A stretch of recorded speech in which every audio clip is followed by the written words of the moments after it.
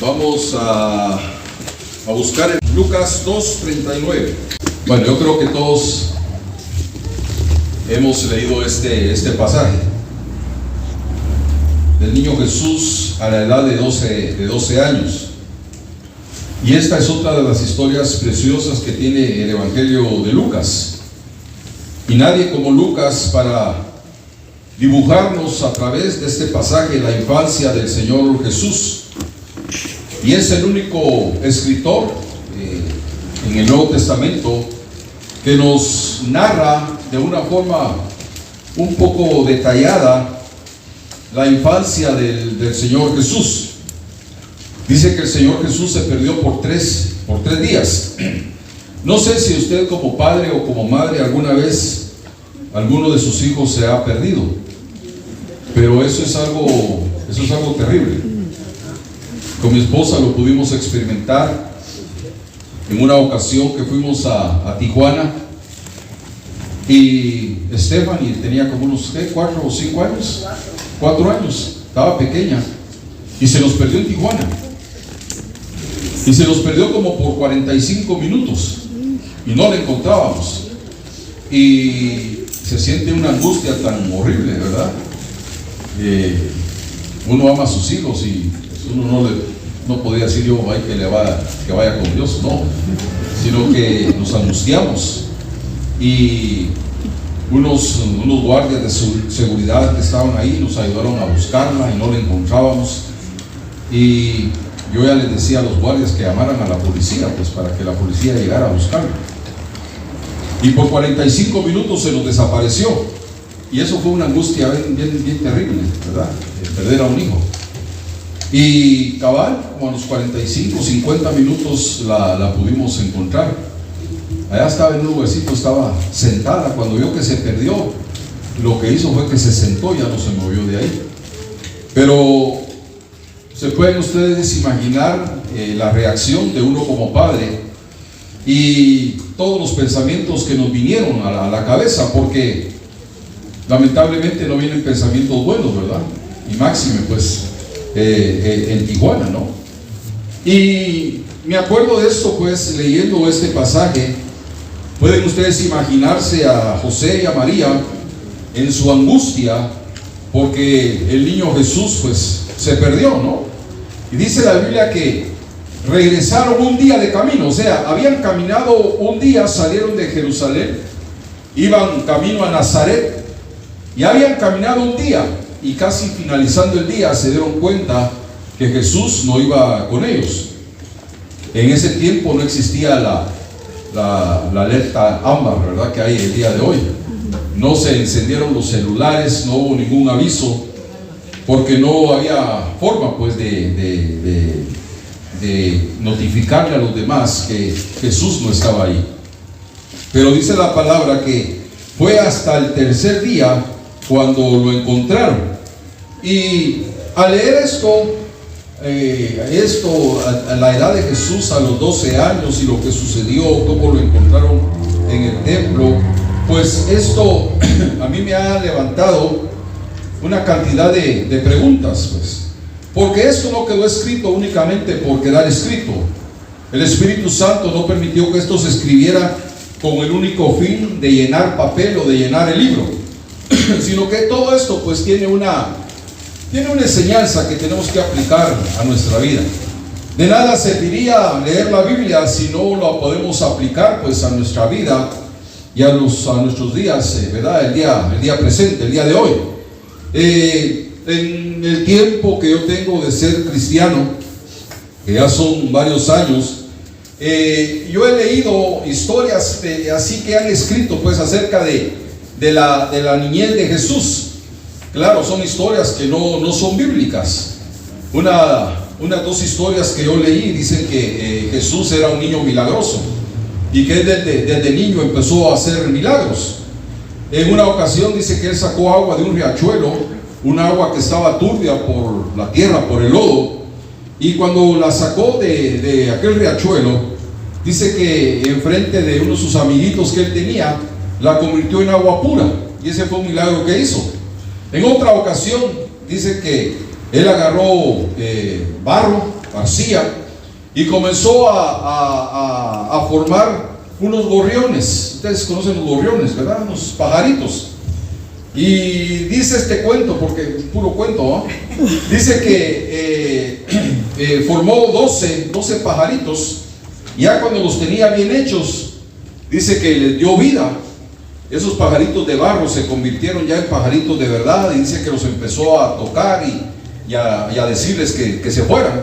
Y aquellos pájaros que primeramente eran de barro, dice que tuvieron vida y salieron volando, ¿no?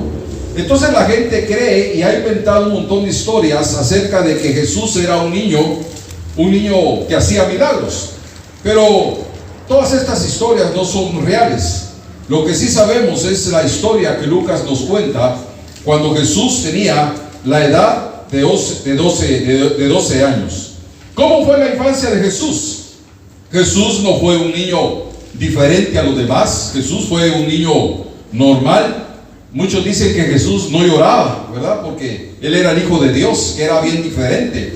Pero no, a Jesús le tuvieron que dar su comida en la boca, lo tuvieron que llevar de la mano, ¿verdad? Cuando empezó a caminar, lo tenían que bañar, lo tenían que cambiar, porque fue un niño normal como todos. La única diferencia a los demás niños es que Jesús, la Biblia lo dice, no cometió pecado nunca, ¿verdad? Nunca en su vida cometió un pecado. Y Jesús lloró como un bebé, como llora cualquier bebé. Y lloró también como una persona adulta, como un hombre adulto. Entonces el concepto que tiene la gente de Jesús, de un niño milagroso, no es bíblico. Jesús fue un niño normal.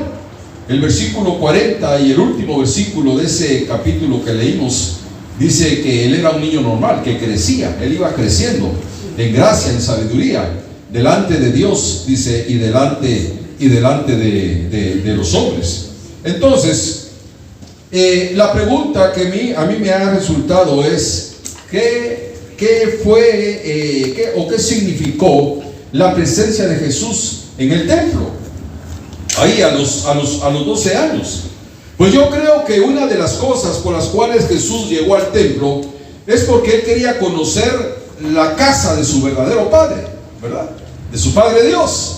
Sus padres terrenales, María y José, eran unos padres que siempre fueron ellos fieles, que siempre fueron personas que iban a la casa de Dios.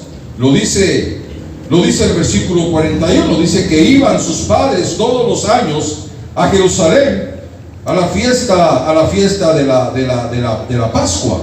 Entonces era una pareja de padres, ¿verdad? Que eran fieles y que buscaban pues la casa de Dios.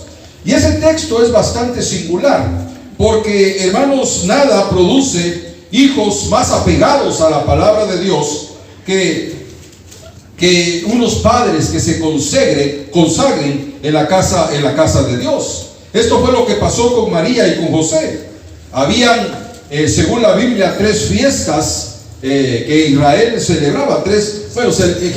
Israel vivía en fiestas, porque eran varias las fiestas, pero eran 3 fiestas principales que ellos celebraban cada año. Una de ellas era la fiesta de la Pascua. La otra fiesta era la fiesta de Pentecostés, y la otra era la fiesta de los tabernáculos. José, el padre terrenal de Jesús, como un hombre devoto, como un hombre fiel, se tomaba muy en serio la adoración a Dios. Era un hombre pues que conocía a Dios, y era un hombre que por algo, hermanos, fue escogido para ser el padre terrenal de Jesús. Este hombre, no cabe duda, que era un ejemplo para su familia.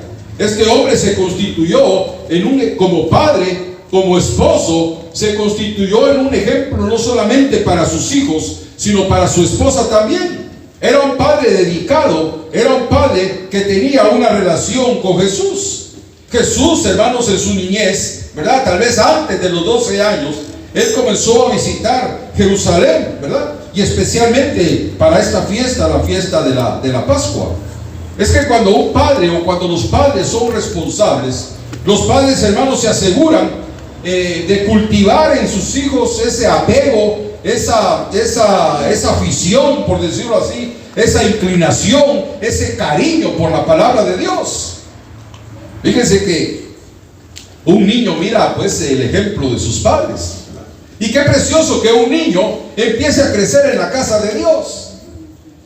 Mi nietecito, el hijo de Yunis, él cuando cumplió 3 años, ayer, cumplió 3 años, está pequeño, empieza a hablar y de sus palabras, pero algo que nos ha llamado la atención es que cómo le gustan los coritos. Y él se pone a cantar, gracias, y bien claro, gracias Señor, gracias mi Señor Jesús. Y allá en la casa tenemos un piano. Y Alex cuando llega se pone a tocar y él se pone a cantar a la par del piano. Y qué niño para agarrar los tiempos. No se adelanta ni se atrasa. Y le gusta aquel otro corito, vengo a tu presencia, Señor. Pero todo eso, ¿por qué? Porque está aquí y lo escucha, ¿verdad? Y poco a poco va creciendo, ¿verdad?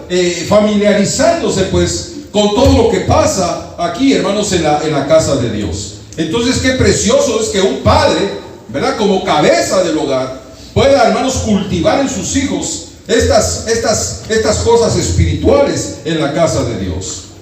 La primera vez, hermanos, que Jesús vio la celebración de esta fiesta, la celebración de la Pascua, me imagino que aquella experiencia le quedó, hermanos, grabado en su corazón.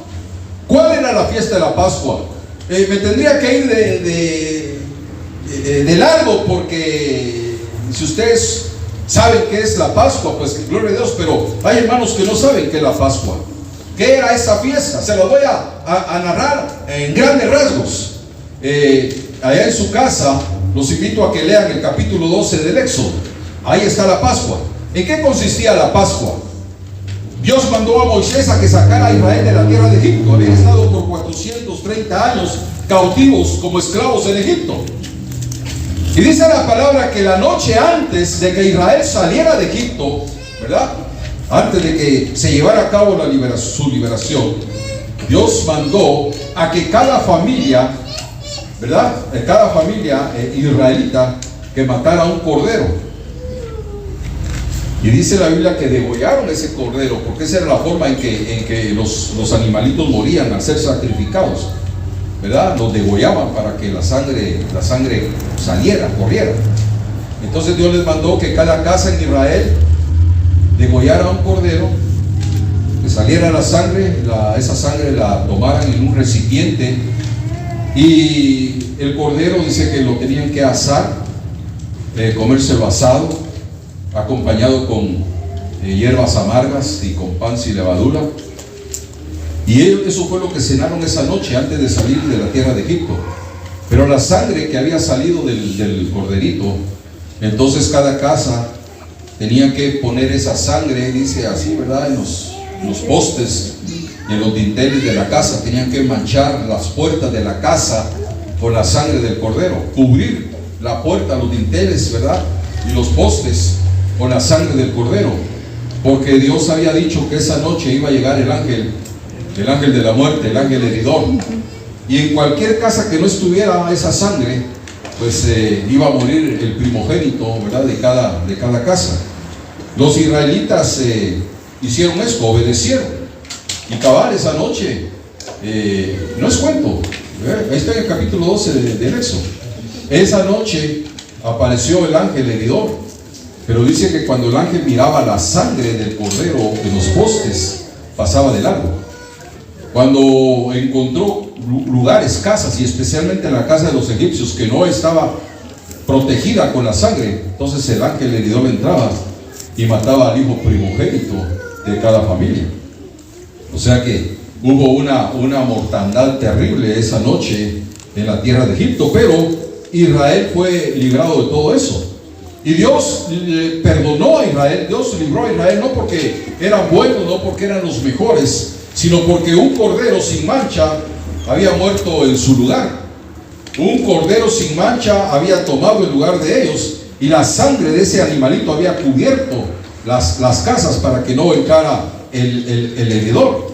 Pero la sangre de este cordero en las puertas de la casa de los israelitas era una sombra de una verdad más grande, porque el cordero pascual, o sea, el corderito que mataron, ¿verdad? El corderito que degollaron, fue sacrificado por los pecados temporales del pueblo de Israel. Cada animalito que moría, ¿verdad? Que lo sacrificaban era para un perdón de pecados, pero temporal, pero el problema del pecado seguía ahí. Pero vamos a ver que más adelante iba a venir no tanto el cordero pascual, sino el cordero de Dios, Jesucristo, que murió, hermanos, por cada uno de nosotros para quitar completamente y de una vez para siempre nuestro pecado. Por eso Él no tiene necesidad de estar muriendo cada año como sucedía en el Antiguo Testamento, que cada año tenían que matar un animalito para poder llevar a cabo esta celebración, ¿no? A los 12 años, posiblemente, ya que Jesús tenía entendimiento, que ya conocía, que se daba cuenta, posiblemente ese día o esa vez que llegó a Jerusalén, se dio cuenta o vio cómo el sacerdote degollaba al cordero. Lo ha de haber visto, ¿verdad? Y vio cómo la sangre del cordero salía de aquel animalito, ¿no? Porque un día más adelante, un tiempo más adelante, Él iba a ser degollado e iba a dar su vida, ¿verdad? Voluntariamente por cada uno de nosotros, muriendo, hermanos, en la cruz. Por eso dice el capítulo 5 de 1 Corintios y versículo 7, que Jesucristo, que Él dice, es nuestra Pascua, porque fue sacrificado por nosotros. Él dio su vida por nosotros y limpió para siempre nuestro pecado. Entonces esa era la fiesta de la Pascua. Israel, por sus generaciones, cada año, ¿verdad? Israel se recordaba de cómo Jesús o cómo Dios los había librado de aquel ángel, ¿verdad?, heridor, y cómo los había sacado con victoria de la tierra de Egipto. Y eso lo estuvieron celebrando por cientos de años, hasta el día, ¿verdad?, en que Jesús pues llegó a la cruz. Entonces la Pascua duraba unos 7 años. Y en ese tiempo, en esos días que Jesús se extravió, Él tuvo, ahí lo leímos, tuvo la oportunidad de conocer, ¿verdad?, a gente preparada, a los doctores de la ley, a los que sabían el Antiguo Testamento de punta a punta, ¿verdad? Eran hombres estudiados, hombres que sabían perfectamente la palabra de Dios. Estuvo 3 días ahí en la casa de Dios, en el templo. No dice que se perdió porque andaba de turista, no dice que se perdió porque andaba conociendo las calles, los callejones de Israel o de Jerusalén. No dice la Biblia que andaba comiendo en restaurantes. No, dice que estuvo 3 días ahí en la casa de Dios. Y eso, el estar esos 3 días en la casa de Dios, hermanos, eso fue muy importante para Jesús, porque le dio a entender la importancia de la casa de Dios y la relación que la casa de Dios iba a tener para él el resto de su vida. Entonces Jesús era un hombre que llegó a amar la casa de Dios, que llegó a amar el templo. Tenía únicamente 12 años. ¿Y dónde fue que lo encontraron sus padres? Pues dice que lo encontraron ahí en el templo. Ahí en el templo. Jesús, hermanos, se había extraviado por 3 días. Yo me pongo a pensar que esto es un ejemplo también, si lo vemos de esta manera que les voy a decir. Yo me pongo a pensar en la juventud, me pongo a pensar en los jóvenes, me pongo a pensar en las señoritas, cómo hay jovencitos y cómo hay señoritas, ¿verdad? Y tal vez, jóvenes, ¿verdad? Joven es una persona que tiene tal vez hasta los 40 años. Pero un joven, una señorita que viven extraviados de la casa de Dios, que viven extraviados de la casa de Dios.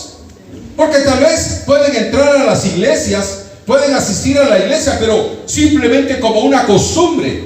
Pueden llegar a la iglesia, hermanos, únicamente sin ninguna motivación espiritual, para que ellos se puedan sentir contentos y libres dentro de la casa de Dios.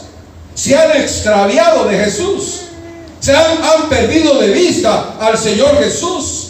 Pero si alguien sabía el importante significado de estar en la casa de Dios, era Jesús. ¿Por qué? Porque era la casa de su Padre. Este es un lugar humilde, sencillo, pero esta es la casa de nuestro Padre. Esta es la casa de Dios.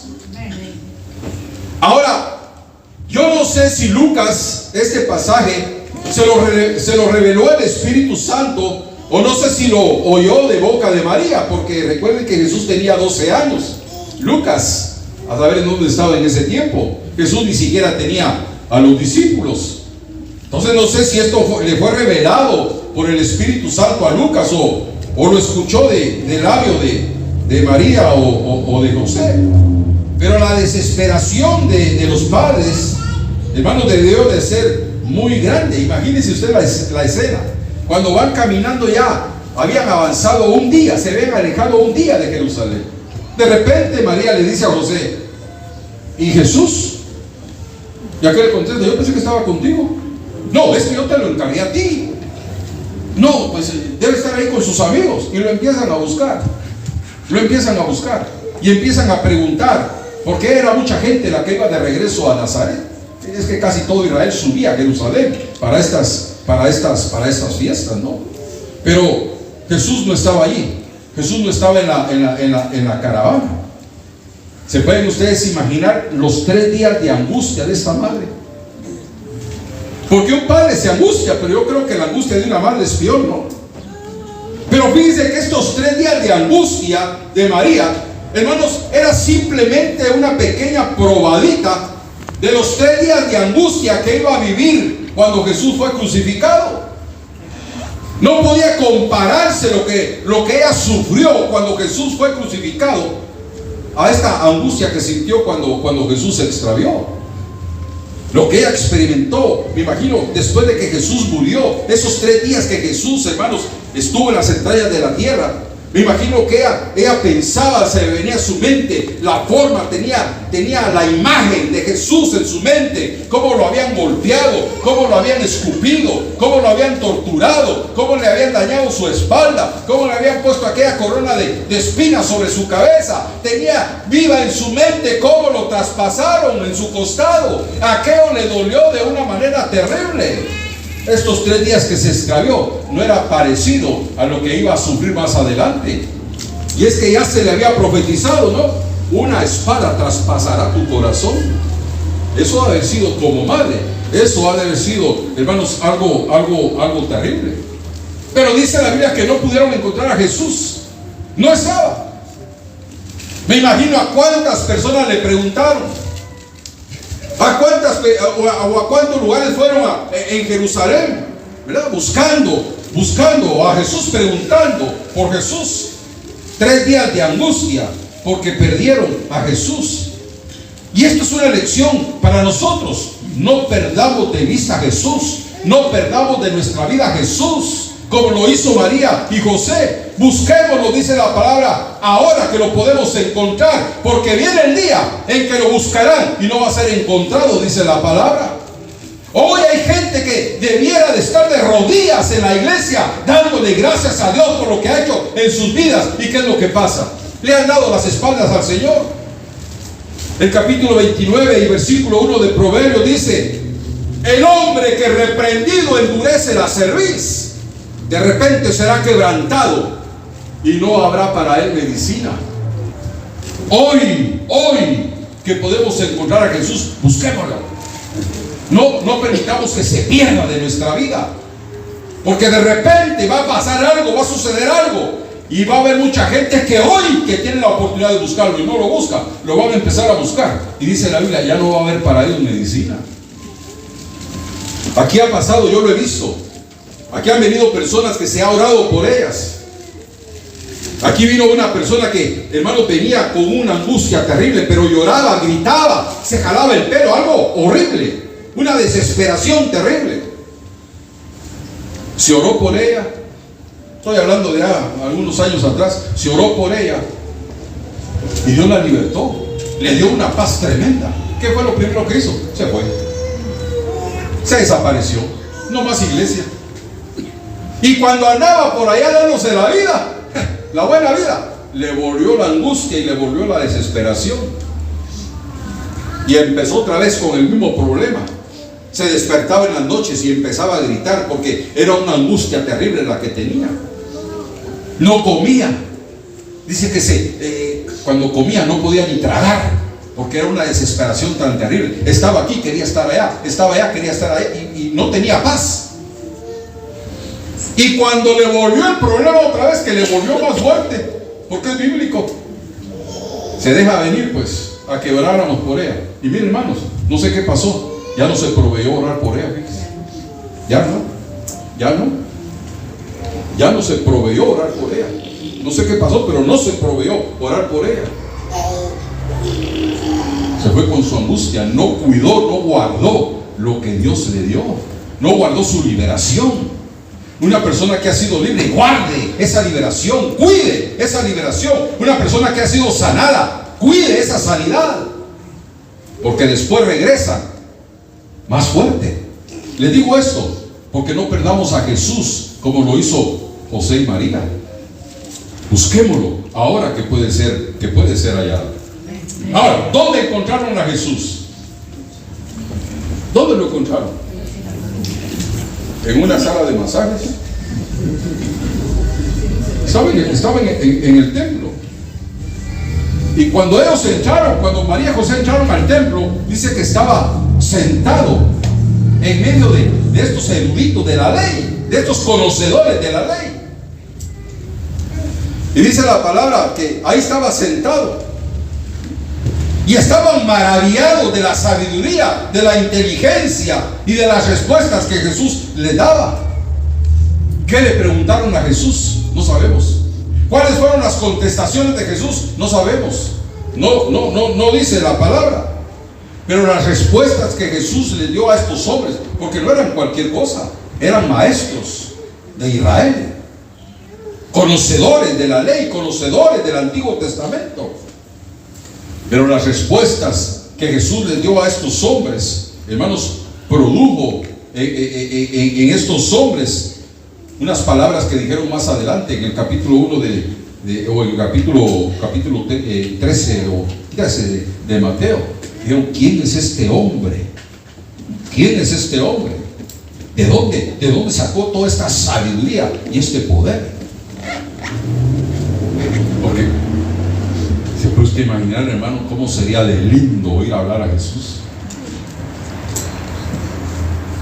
¿Qué enseñanza nos sacaba a él? Alguien dijo en una ocasión que un día con Jesús, escuchando hablar un día, eso equivalía ahora a 20 años estar metido en un instituto bíblico estudiando la Biblia. Un día. Y estos hombres, estos discípulos estuvieron 3 años y medio con él. Se pueden imaginar cómo no dieron su vida por él. Él les enseñó, ¿verdad? ¿Qué recibieron de Jesús? Porque era el Hijo de Dios, lleno de gracia, lleno de sabiduría, lleno de poder. ¿Cuántos alaban el nombre de Jesús? Cuando Jesús entra al templo y empieza a hablar con estos hombres, entonces Jesús comenzó a revelar su naturaleza divina. Aquellos se quedaron maravillados de ver a un niño de 12 años. Pero ¿qué fue lo que pasó, lo que sucedió cuando Jesús entró al templo? No crean ustedes que solo entró porque se les había pedido a los papás de entrar. ¿Qué pasó cuando Jesús entró al templo? ¿Qué sucedió cuando Él entró al templo, a la casa de Dios? Ustedes saben, porque ya lo hemos predicado infinidad de veces, que Israel en el desierto tenía el tabernáculo, ¿verdad? Y el tabernáculo tenía lugar atrio, lugar santo y lugar santísimo. Cuando Salomón construyó el templo, de la misma manera lo hizo en el mismo orden. Le puso atrio, lugar santo y lugar santísimo. Pero recordemos que el lugar santísimo, ahí era donde estaba la gloria de Dios. O sea, en el lugar santísimo era donde vivía Dios. Esa era la casa de Dios. Esa era la recámara secreta de Dios, el cuarto de Dios. Y Dios vivía, se manifestaba, su presencia se manifestaba en el arca del pacto, ¿verdad? Ahí era donde moraba la misma presencia de Dios. Ahora, Cuando Israel fue invadida por Babilonia, y Babilonia se llevó cautivos a los israelitas, se recuerdan que ahí iba Daniel, Sadrach, Mesach, Abednego, ahí iban cautivos. Dice la Biblia que los babilonios, dice que se llevaron los platos de oro de la casa de Dios, se llevaron los utensilios de oro, todo lo que había de oro se lo llevaron. Pero lo raro es que ya no aparece el arca ahí. Ya no aparece el arca, fíjese. No sé si, y la Biblia ya no dice nada del arca. Ahí se desapareció en la invasión de Babilonia. A saber si los sacerdotes la agarraron y la fueron a esconder por allá, tan escondida que no la han encontrado. O tal vez Dios se la llevó al cielo. La Biblia no dice, pero el arca ya no apareció. Pero en el momento que el arca desaparece, entonces también desaparece la gloria y la presencia de Dios, porque estaba ahí en el templo. Recordemos que el templo fue destruido, quemado por Babilonia, o desaparecieron. Entonces ya después, cuando termina el cautiverio en Babilonia y empiezan a regresar, construyen o reconstruyen el templo otra vez. ¿Verdad? Está en Esdras, está en Nehemías, se reconstruyen el templo. Y no cabe duda que estos hombres que también tenían sabiduría, pues construyeron un templo hermoso. O sea que el templo mantuvo su majestuosidad, pero el arca ya no estaba. O sea que el templo que fue reconstruido en tiempo de Nehemías, ese templo, hermanos, ya no tenía la gloria antigua, porque el arca ya no estaba ahí, se desapareció. Entonces estaba el templo, ya no estaba el arca. La presencia, la gloria de Dios fue quitada de ahí del templo. Ahora, cuando entra Jesús al templo a los 12 años, para mí, yo siento, pienso, creo que los cimientos del templo retumbaron. Aquello, hermanos, ha sido algo tan tremendo. Se conmovieron los cimientos del templo, porque el Hijo de Dios, a la edad de 12 años, entró con la gloria de Dios al templo otra vez. O sea, trajo la gloria de Dios otra vez al templo. No fue simplemente de que entró, no, volvió otra vez la gloria de Dios al templo. Y eso a través de Jesús, cuando él tenía 12 años. Esa gloria que había sido suspendida regresó otra vez con Jesús. Recordemos que por 400 años, ¿verdad? Dice la historia bíblica, que por 400 años no hubo, Dios no habló ni por profecía, ni por revelación, ni por Urim, ni por Tumim, por nada. Dios no habló. Hubo un silencio tremendo. Ya no se manifestaba la gloria de Dios, no estaba la presencia de Dios, a pesar de que el templo estaba ahí. La majestuosidad, la grandeza del templo estaba ahí, pero la presencia de Dios no. Porque Dios moraba en el templo. ¿Se recuerdan que cuando Salomón, hermanos, en el capítulo 5 de Segunda Crónicas, ¿verdad?, inauguró el templo, que hizo aquel templo para Dios, dice que los sacerdotes no podían entrar a causa de la presencia de Dios que estaba, que ellos querían entrar al templo y no podían. Era tanta la gloria de Dios, la presencia de Dios, que no podían entrar, porque si entraban se morían. El cuerpo no soportaba la gloria de Dios. Entonces ahí vivía la gloria de Dios. Pero cuando desapareció el arca, desapareció la gloria de Dios. Pero Jesús, el Hijo de Dios, a la edad de 12 años, trae otra vez la gloria al templo, trae la presencia de Dios al templo. Por eso en su ministerio Jesús cuidó el templo de ladrones y de vendedores que estaban ahí, porque él sabía lo importante que era pues la casa de Dios. Entonces cuando Jesús le dice a su madre, cuando lo encuentran, Jesús le dice a su madre, porque en los negocios de mi padre me conviene estar. Esos negocios de su padre, ¿verdad? Entre esos negocios estaba la manifestación gloriosa de aquella gloria que había sido suspendida por tanto tiempo, por tantos años. ¿Entienden eso, verdad? No es nada que sea muy profundo, pero son pues realidades. La gloria de Dios. Por eso el capítulo 1 de Juan, el evangelista Juan dice, y vimos su gloria, dice. como la del unigénito del Padre, lleno de gracia y de verdad. Vimos su gloria. Porque esa gloria, cuando entró al templo, esa gloria ya no se fue.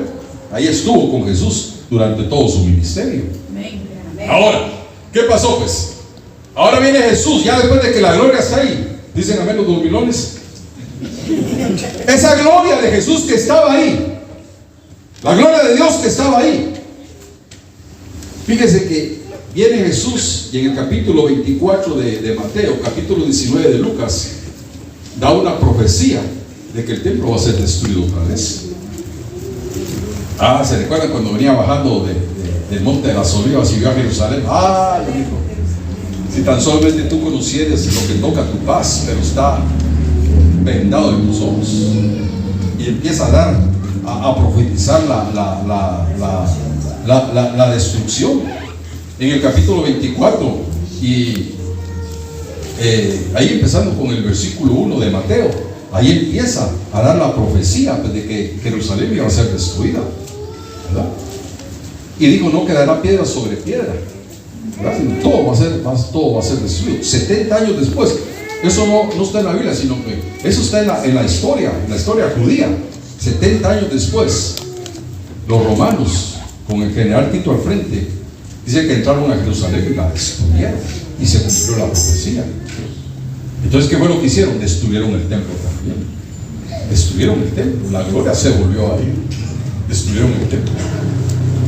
¿Por qué fue que Jesús profetizó que el templo iba a ser destruido? ¿Y por qué se llevó a cabo?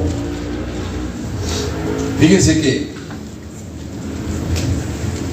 Dios, en su amor y en su misericordia, me ha permitido estar 2 veces en Jerusalén. Y yo no he ido únicamente ahí a conocer, yo he ido a preguntar. La primera vez que fui, había un judío que estuvo en la guerra de los 6 días. Y a él, yo me lo comí a preguntas. Y hasta nos llevó, ¿verdad? Nos llevó a un museo, sí, como museo. Y ahí estaba el traje del sacerdote, como el traje del sacerdote. Y yo me lo comí a preguntas. Me dijo: yo tengo años de ser guía de turistas, me dijo, pero nunca nadie me había hecho las preguntas que me estás haciendo. Porque yo le pregunté infinidad de cosas. Cuando el templo fue destruido 70 años después de Jesús, fíjense que cómo Dios tuvo el cuidado de dejar una parte del muro, que hoy se llama el muro de los lamentos, ¿verdad? Según pues los judíos, esa era cierta parte del templo, ¿verdad? Según los judíos. Y bueno, ese es el muro de los lamentos. Ahora, ¿qué es lo que hace la gente ahí? Toda la gente que llega de diferentes partes del mundo llega y se ponen a orar ahí, se ponen a clamar y a pedirle a Dios. Y mire, están los bloques, ¿verdad? De piedra, del muro bien alto, y ahí entre las ranuras, ahí meten las peticiones. Pero eso está lleno de peticiones. La gente hace sus peticiones y las mete ahí y ahí las deja. Entonces, una vez al año, todas esas peticiones las sacan, las ponen en bolsas y no las tiran, sino que las meten en las bolsas, ¿verdad? Juntan todas las peticiones, o sea, limpian el muro, y a las peticiones las van a enterrar al monte de las Olivas. Ahí entierran todas las peticiones, ahí se quedan en Jerusalén. Pero Dios tuvo ese cuidado de que el muro de los lamentos quedara ahí, y yo tuve la oportunidad de ir a poner la frente ahí también. Ahora, ¿por qué quedó esa parte del muro? Para que se cumpliera lo que se dijo en Segunda Crónica. Si quieren lo leemos. Segunda Crónicas capítulo 6. Segunda Crónicas capítulo 6.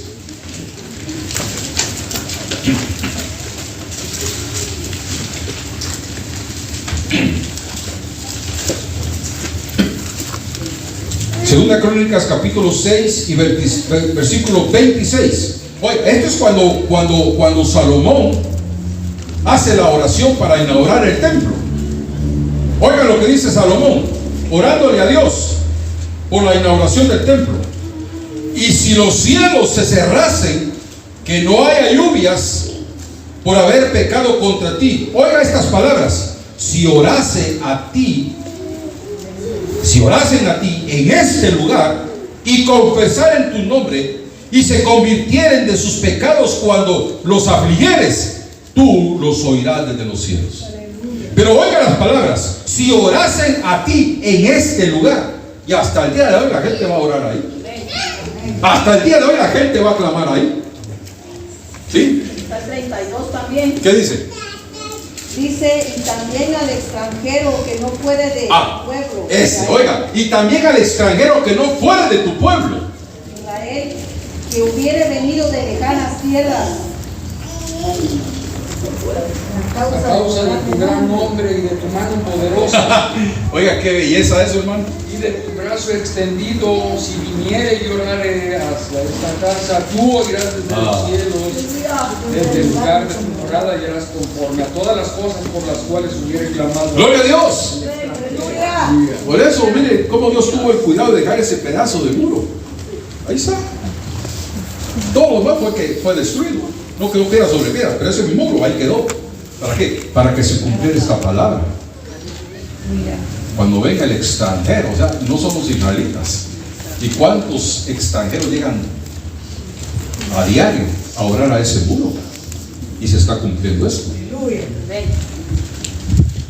Ahora, Dios, Jesús, ya voy a terminar. Jesús profetizó pues la destrucción del templo. 70 años después llega Tito al mando de las legiones romanas y destruye Israel y destruye el templo. Destruye el templo. Y desde esa ocasión, 70 años después de Cristo, hasta el día de hoy, el templo ya no se ha reconstruido. Eso es lo que espera Israel ahora, ¿verdad? Reconstruir el tercer templo. Ya tienen la maqueta, yo vi la maqueta del templo, la vi porque la tenían en ese museo. Ya tienen el dinero, los ingenieros, todo lo tienen para levantar ese templo. Eso lo van a hacer de un momento a otro. El día que levanten ese templo, hermano, ese día hay que caer de rodillas porque Dios viene a levantar a su iglesia. Y eso puede, pero ahora que estos iraníes están tirando las bombas, que un misil vaya a caer en esa mezquita de Omar, que es donde tienen que levantar el templo. Si un misil destruye esa mezquita, ya estuvo. A levantar el templo, porque Israel no lo puede destruir, no puede destruir esa mezquita porque es propiedad de los musulmanes. Si Israel destruye esa mezquita, todo el mundo musulmán se le viene encima. Pero si a causa de algún fenómeno natural, un terremoto o un misil como lo que están tirando, esa mezquita es destruida, Israel va a construir el templo ahí, porque ahí es donde ha estado el templo por siglos. Ahora, ¿por qué ese templo no se ha vuelto a reconstruir? Fíjense que hay que tomar en cuenta las palabras que Jesús le dijo a la mujer samaritana en el capítulo 4 y versículo 23. Los verdaderos adoradores adorarán al Padre en espíritu y en verdad. El templo ya no fue reconstruido, la casa de Dios ya no fue reconstruida, pero hoy usted somos la casa de Dios. Ahora el Espíritu Santo vive en nosotros. El apóstol Pablo lo afirma cuando dice: vosotros sois templo y morada de Dios en espíritu. Pues aquí está la presencia de Dios. Tenemos la presencia de Dios. Entonces Jesús les enseña a sus padres terrenales, hermanos, que su prioridad era los negocios de su padre. Pero lamentablemente, para muchos de nosotros, nuestros negocios no tienen que ver con Dios. No tienen nada que ver con Dios. Cuando Él dijo: me es menester estar, me es menester, eso estaba resumiendo la prioridad que Él tenía, lo que estaba en primer lugar en su vida. No hay mejor, oiga hermano, lo que le voy a decir en esta tarde, y tal vez usted no lo cree, pero yo sí lo creo con todo mi corazón. No hay mejor lugar donde usted como cristiano pueda estar sino en la casa de Dios. No hay otro lugar. ¿Cuántas veces? Yo sé que ustedes lo han experimentado, yo lo he experimentado. ¿Cuántas veces no he venido? Tal vez con mi ánimo bajo, tal vez sintiéndome mal o hasta sintiéndome enfermo, y no me he ido igual, porque aquí en la casa mi Padre me ha renovado, me ha dado nuevas fuerzas, y a ustedes también, ¿no? Dios los ha fortalecido en este lugar, en la casa de mi Padre, en los negocios de mi Padre. Me es menester estar. Que todos amáramos estar aquí en la iglesia, pero lástima, no es así. Nos gusta cantar mucho el Salmo 122, ¿verdad? ¿Cómo es el Salmo 122? ¿Cómo es el Salmo 122? Si lo cantamos. Sería el 27. O el 27. ¿El 27, no? Entonces soy que ando bateando al aire. ¿Cómo dice? Yo me alegré cuando amanecía en la casa de Jehová iremos. Pero ese es el Salmo 122. Pero el 27, ¿cómo dice? Si lo cantamos, hombre, y a mí como me gusta hacer que yo canto, y me gusta tanto que cómo se me olvida. Que esté yo en la casa de Jehová. ¿Ah?